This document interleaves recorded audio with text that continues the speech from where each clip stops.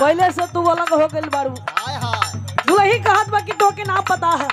मने लड़कियां बतावत बा तो है ना पता है हमार सैया हमके कितना मानेला। लभरवा कहत अच्छा हमरो से ज्यादा कहती हां हो बतावत है लड़कियां। लड़का पूछत बा लड़कियां बतावत है कैसे क्या बात है कहले हां ए हो पहले से गैलू चिकन नाय सामर गोरिया सुरतिया सुघर लागे जिया हो जिया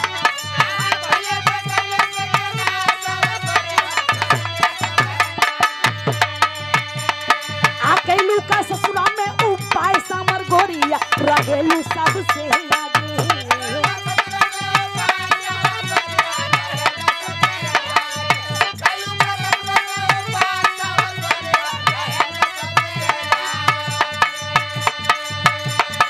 पहले से गैलू चिकन है सामर गोरिया सुरतिया सुघर लागे गैलू का ससुरा में उपाय सामर गोरिया रहेलू सबसे आगे। तब लड़किया कहत है का ए हो मारे मुस्की पलम दुख भागेला मारे मुस्की पलम दुख भागेला तो मोरे राजा के तू ताला बड़ा बाला खिड़की हवा झुरु झुरु लागेला।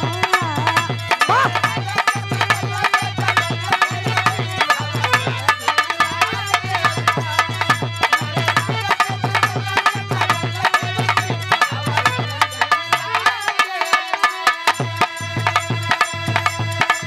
ए भैया जब सुनले बाकी राजा के दू ताला पर डबल खिड़की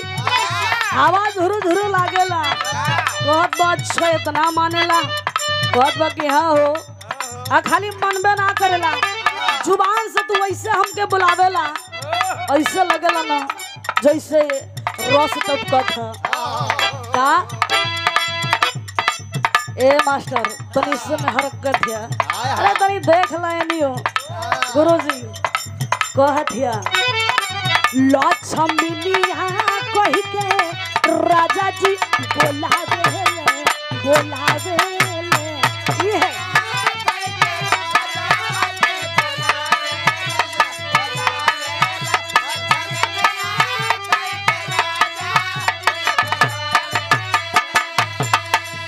और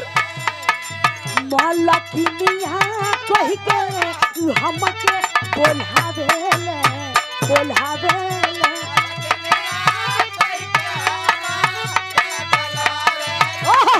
क्या बात है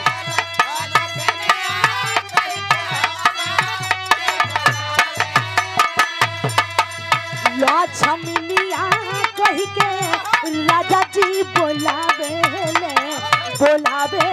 मलकिनिया कहि के राजा बोलावेले